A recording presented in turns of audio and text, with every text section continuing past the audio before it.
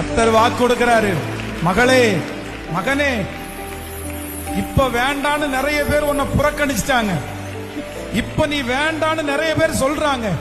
சொந்தக்காரங்க வேண்டான்னு சொல்றாங்க, சுற்றி இருக்கிறவங்க வேண்டான்னு சொல்றாங்க. ஆனா கர்த்தர் வாக்கு கொடுக்கிறார், இந்த முழங்கால் யுத்த ஜெபத்துக்கு பிற்பாடு ஆண்டவர் உங்களை எப்ராயிமா மாத்துவாரு. நீங்க இருந்தா தான் அந்த பிரச்சனைக்கு முடிவு.